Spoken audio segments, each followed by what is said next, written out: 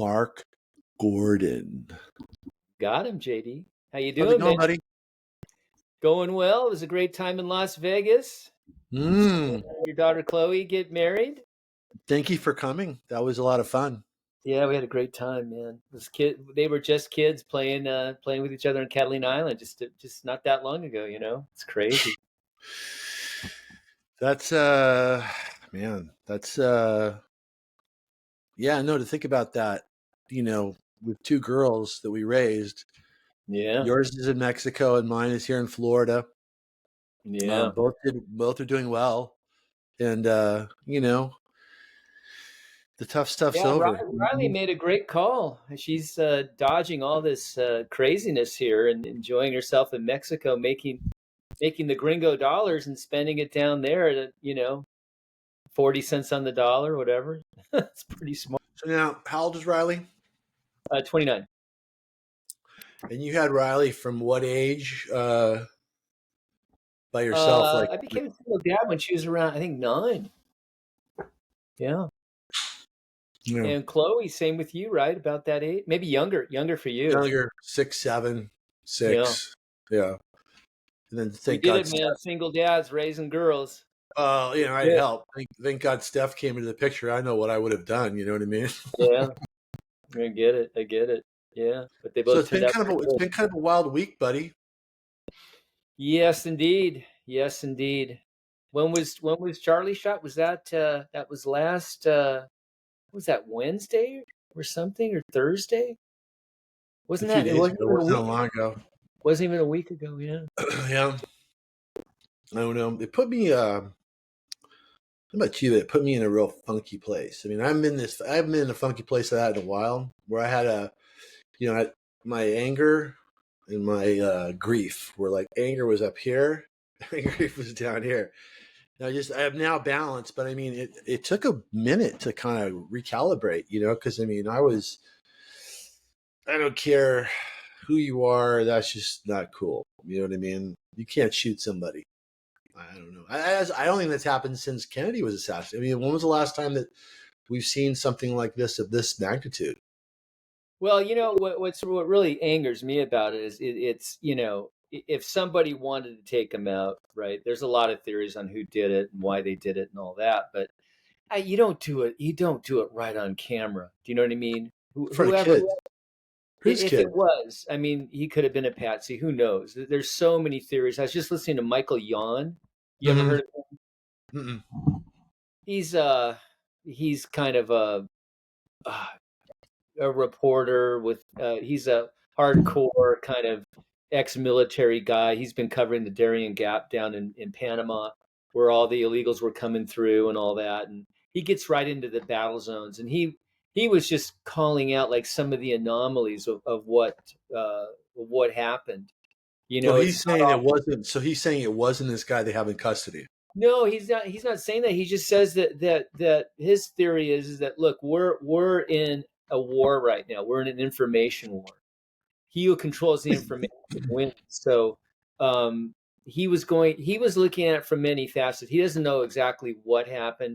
He was just pointing out the anomalies in the official story or in some of the things. But um, the point is that whoever did it chose to do it very, very violently and publicly.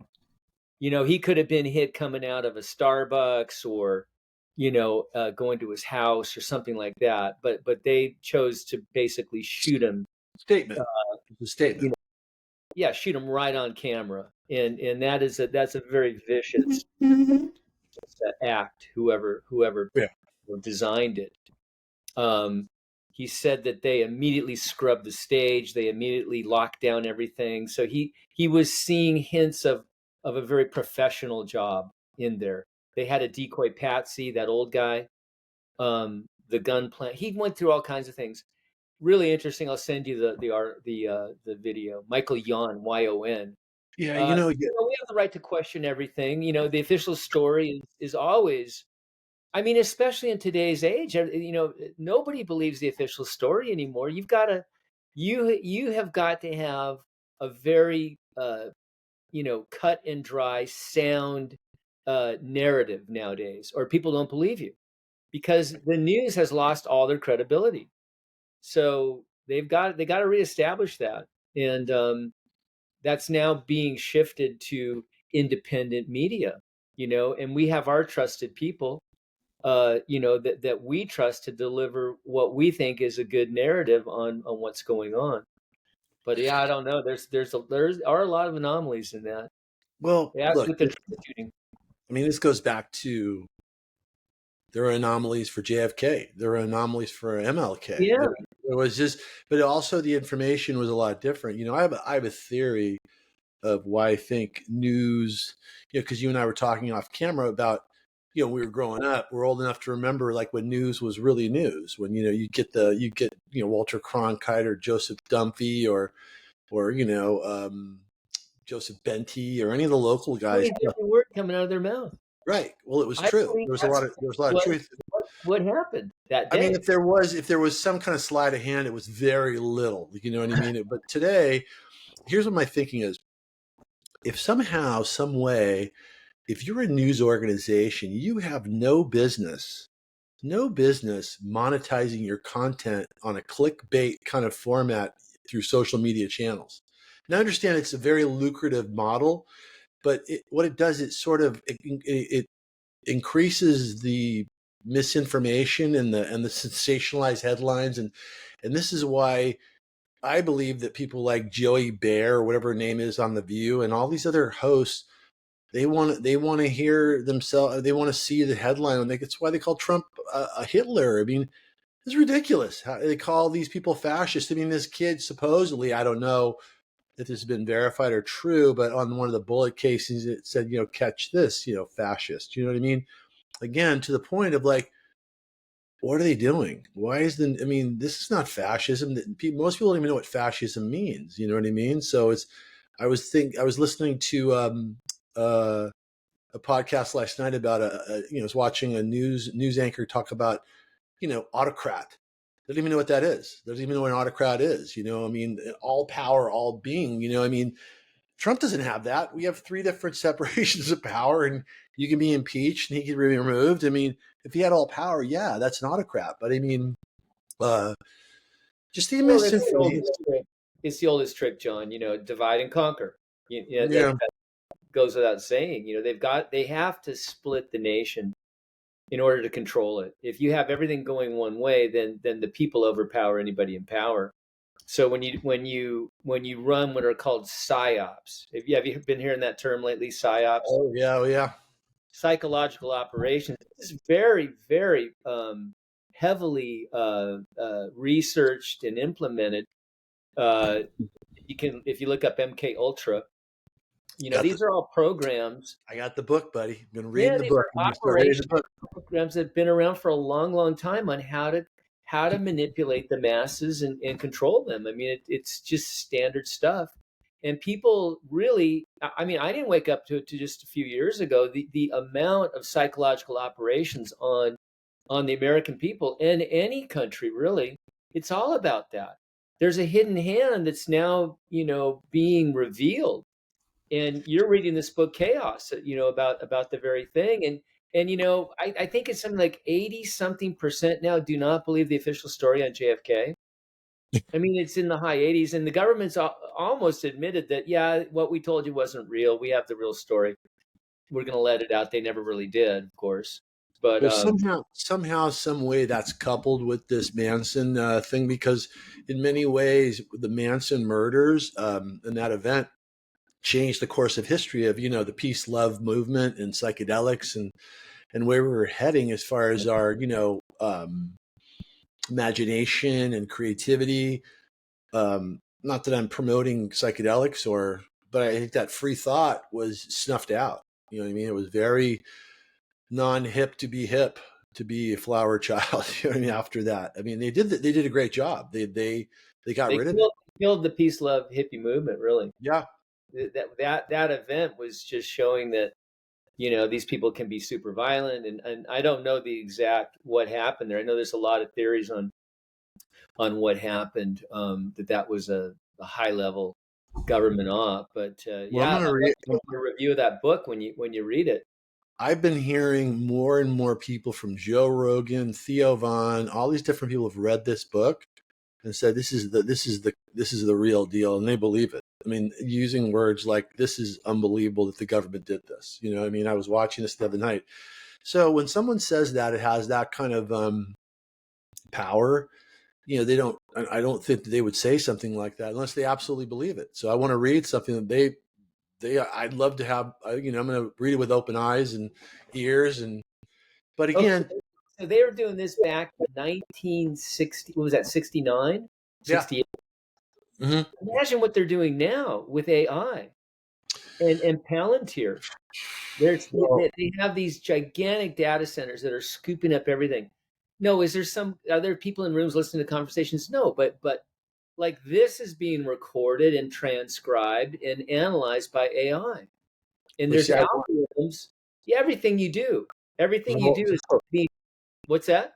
so I just want, sorry to interrupt you. I just wanted to tell you the first time yesterday when I bought the book, I went into Barnes and Noble, and I haven't bought a book in like forever. I usually get them, you know, another way, but I went to Barnes and Noble and I paid money for this book, Chaos. And I'm brushing my teeth last night, wondering, what if there's a list that Barnes and Noble has to turn in for certain specific subject matter books? You know, because I mean, It's already logged. I mean, the minute your credit card hits the thing, the book is in there, the SKU number, whatever.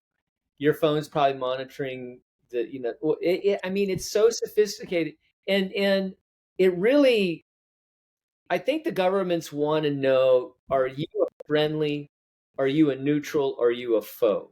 Okay, and they love data. They love analyzing data to see which way the tide or the wind is blowing. Okay, so that's what it's used for. And then the people that really stick out, let's say that you get on some list and you're a enemy, you're deemed an enemy. Though they can go back into your file, have AI analyze it, and basically give you a score. You know, in China, have you heard of credit score in sure. China?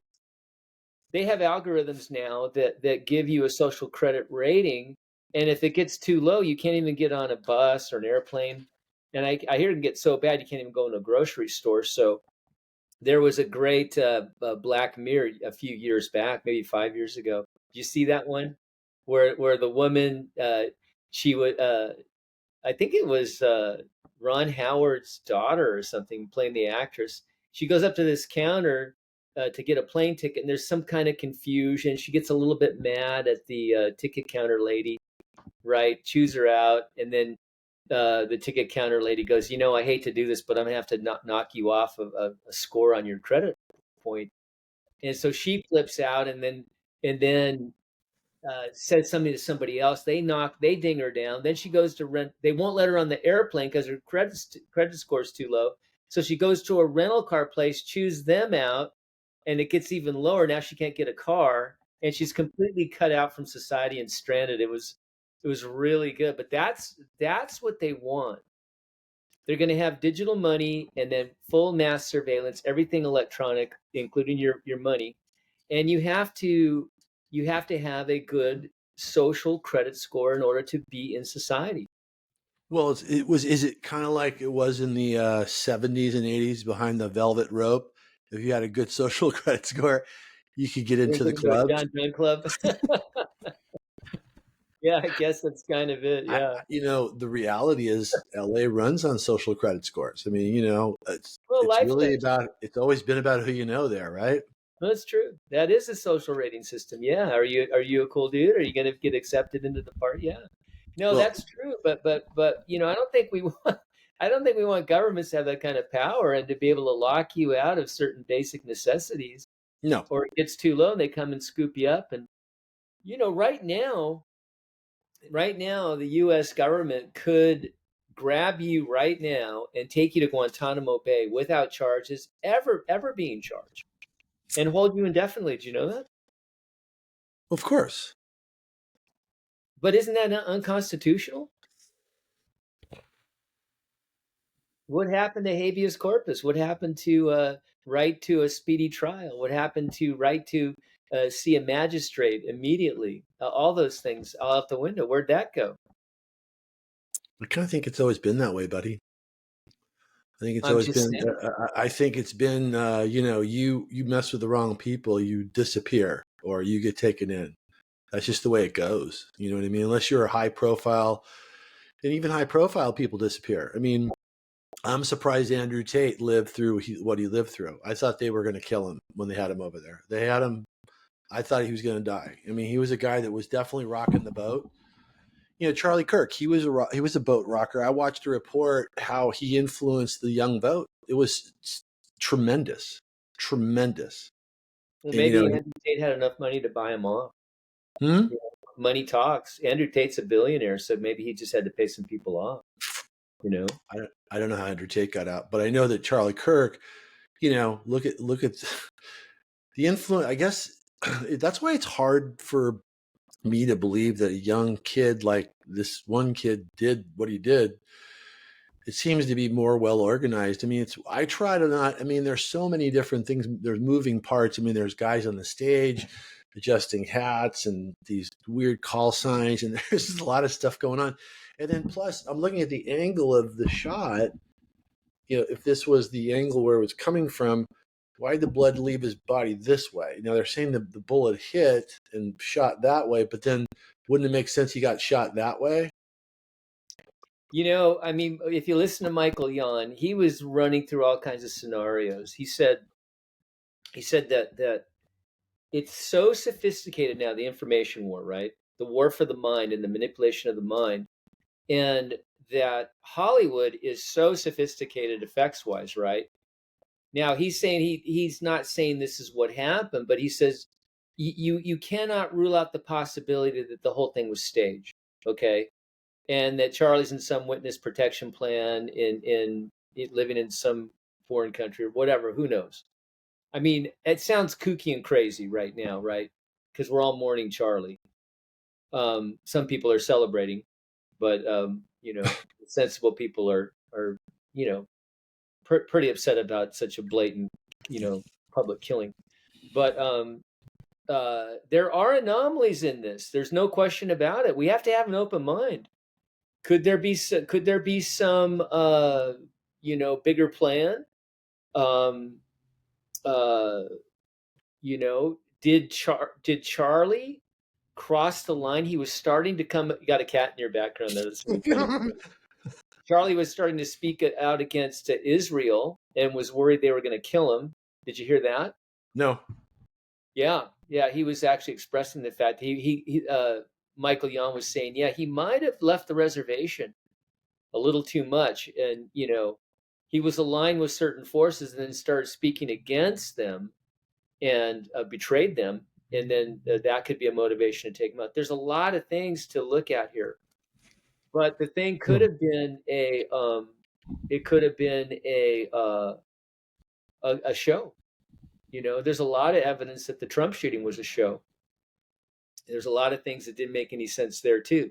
Same thing, guy up on the roof. Everybody's saying there's a guy on the roof with a gun, and nobody's doing anything, right? And then there's no investigation. Nobody's really calling for any real investigation of the whole thing. So we don't know. That's the point. We don't know. And Who was the kid? I mean, someone died.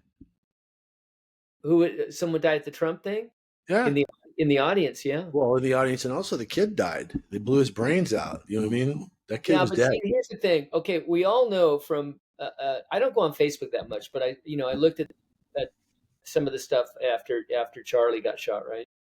And there was some real vitriol up there from certain people. Like, glad he's dead. He was a fascist. He was a Oh racist. yeah. Blah blah blah. And I'm like, wow, crazy, right? Oh no, it's people And getting fired left and right.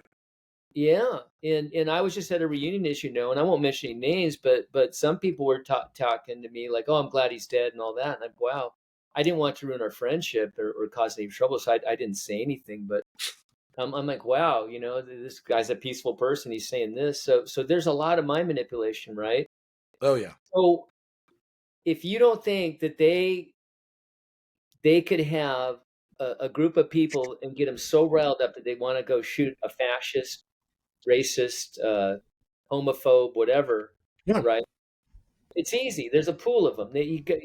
They're a dime a dozen, and you wind them up.